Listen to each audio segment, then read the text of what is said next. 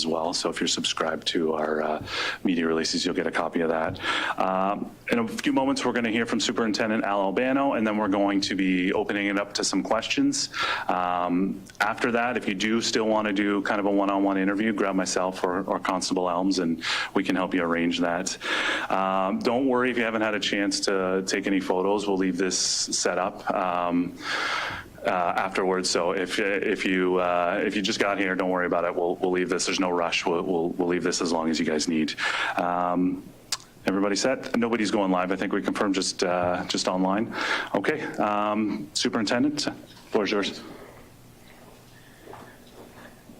Okay, so good morning and thank you for joining us for this important project update on our services Firearms and Weapons Amnesty program. Before sharing some of the tremendous results of this initiative with you, I want to acknowledge the instrumental role you, our valued media partners, have played in this amnesty success so far. Public awareness is the precursor to action. Without it and you, we could not have achieved what we have thus far. I also want to express our services gratitude and appreciation to the members of the public for their partnership and shared commitment to the safety and well-being of our community. By turning in your unwanted or illegally owned firearms, ammunition, and/or weapons, you have helped ensure Halton remains a safe place for us to live, work, and raise a family, as well as one we can be proud to call home. Since launching our amnesty on June 1st, responsible residents and business owners throughout Halton region have turned in a myriad of firearms, ammunition, and weapons, a number of which are on display today, including 42 rifles, 38 shotguns, 7 imitation firearms, 31 pellet guns, 6 prohibited handguns, 2 prohibited rifles, 9 restricted handguns, 568 pounds of ammunition, 22 prohibited magazines, 54 knives and swords, 8 prohibited weapons, including switchblades, a butterfly knife, a taser, and brass knuckles. These results are a testament to the impact individuals with a common goal can have when they come together and get behind a collective cause. And it is why we have decided to run this amnesty indefinitely. Make no mistake, firearms and weapons kill. Removing unwanted or unregistered firearms, ammunition, and weapons from homes and businesses make our community safe by eliminating the chance of them falling into the hands of criminals and being used in violent crimes. We continue to encourage and invite those interested in surrendering a firearm or weapon through this amnesty to visit our website. Here, you can learn more about prohibited weapons in Canada and schedule a pickup. Officers will retrieve the weapons, no questions asked, and with no risk of prosecution, and ensure that they are safely destroyed. Thank you, and I'll take any questions now. Sure. Sorry, did you say anything about how much ammunition? Yeah, it was 568 pounds.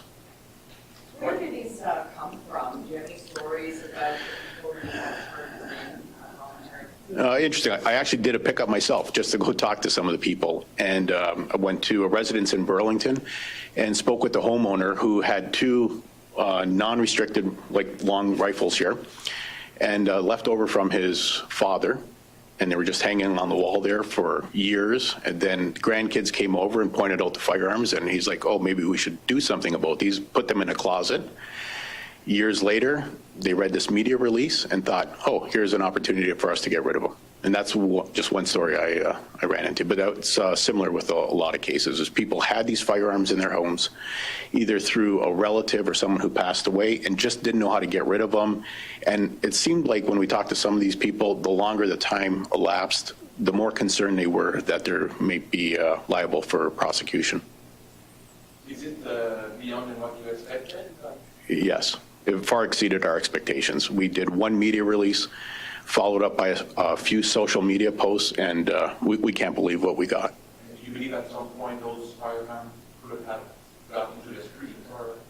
Definitely. There's always that possibility through break-ins, things like that, kids getting these firearms and using them. So, yes. So could you talk about the 2 restricted rifles? What were they? I don't know the details of those particular ones, but again, just turned in that people had them and no longer wanted them.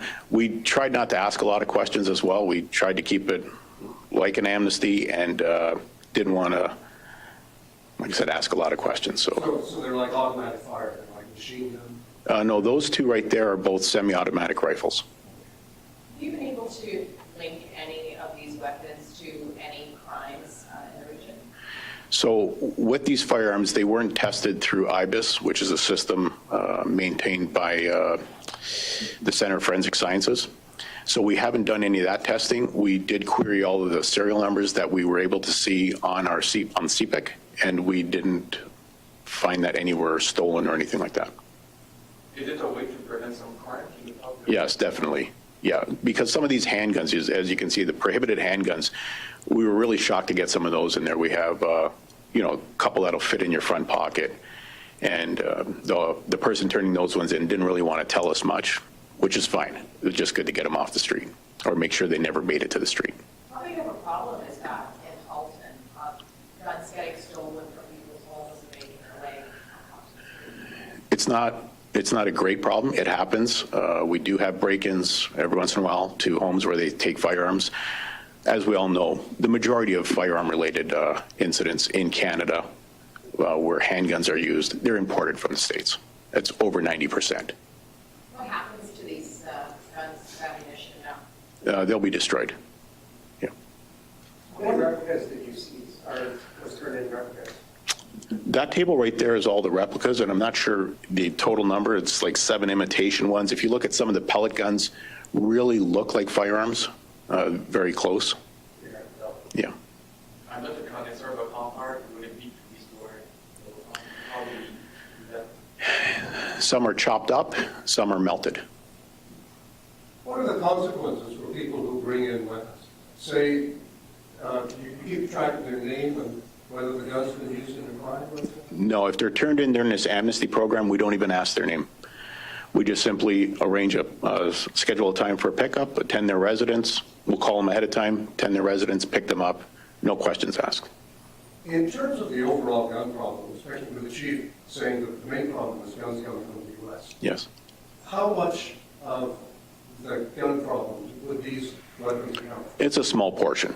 It's mainly this would affect when there's break-and-enters happening, so people taking these guns and then using them elsewhere, the other 10% of the time, which happens. And also, we don't want any kids or anything like that getting a hold of these firearms where accidents happen. And those are both things that we've experienced in Halton. Any real surprises in terms of what turned up here? Yeah, a lot of the prohibited firearms and the restricted handguns up there. We anticipated getting a lot of long guns because people just want to get them out of the house. A lot of those were previously lawfully owned by persons, and then either by passing away and the family not knowing what to do with them, they came in. So that's what we expected to get. But that front table, a lot of surprises there. Sorry, I don't know much about this. What are the laws for owning a gun? What do you have to? To own a gun, you have to have a license, a specific license. And there's 3 classes of firearms in Canada, and your license will dictate which class of firearms you're allowed to own. I noticed on the front door it says, "Don't come in here with any firearms or ammunition." Yeah. When you have an amnesty like this, have you had a situation where people are trying to bring them to you rather than calling you? We haven't encountered that at all during the amnesty period, but those signs were in place from years ago, back in about 2017, where we had an incident where a citizen wanted to turn in some rifles and walked into a police station with them. So at that point, we put the signs up, and if they ever call in, we encourage them, don't bring them, we'll come and pick them up. How long does the program go on? We're going to run it indefinitely now. And why would anybody have to hold it? No idea. Good question. The firearms amnesty is kind of unusual to see Morningstar. Yeah, I guess people don't realize that that's the way it is. and that was a part of it too, is an education piece. I've never seen one of those in real life in 34 years of policing. One of the reasons, like the amnesty came up for a couple of reasons this year. Earlier in the year, we had 2 incidents where citizens had called into the police about prohibited weapons being sold out of variety stores. We had one in Burlington and one in Oakville. And as a result of that, we executed some search warrants and seized a bunch of firearms. And at that point, we realized maybe there's an education piece that we can do here. So what we did is, as part of the amnesty is we sent a letter to every single variety store in the region. And Gary, how many stores was it? Do you remember? A few hundred. Yeah, a couple of hundred letters that we sent out just to educate them, because they obviously didn't know that selling some of these or offering for sale some of these firearm or weapons was an offense. So that's one of the things that also sparked this, is educating the public. Yes. Just by getting these weapons turned in, you've seen, I guess, what's in the community. Do you have concerns as to what's still out there? Yeah, and that's why we wanted to do a bit of a release like this. Like I said, this all came from one media release and then several follow-up posts on social media. So we wanted to do something a bit bigger. Maybe it stays in the news a bit longer and let everyone know about it. When we pick up the firearms, we kind of keep track of how they heard from it, and a lot of it was from that initial media release. And then recently, because we set up a separate web page for it, we're getting some hits or some feedback that they're getting it from the website as well. So again, just to publicize it, let people know about it, and we plan on doing several media releases a year. Sorry, one more. Yeah. You seem to have a musket over there. I know Yeah. you don't ask questions, but Yeah. any kind of story behind that? That one I don't know either. We have a couple of muzzle loaders on the table, but I don't know the stories on all of them. Yeah. Yes. Other than firearms, are there any particular weapons that you think the public should be aware of their danger factor? Well, a lot of these weapons, and one of the things that we also wanted to do was advertise with the school boards so that they can push it out to the families of kids attending school. Because a lot of parents don't realize that some of these weapons are prohibited. And if your child has one of these at home, what's the purpose for it? And so that's one of our concerns of getting weapons out of the convenience stores and educating the public that there's no need to have these weapons in your home. Just asking for your name, title, spelling, all of that sort of stuff. Yeah, it's superintendent. These weapons are prohibited. And if your child has one of these at home, what's the purpose for it? And so that's one of our concerns. On your PC homes, no. And like I said, we're going to leave this set up for anyone who wants to grab some additional photos. Thanks everyone for coming, and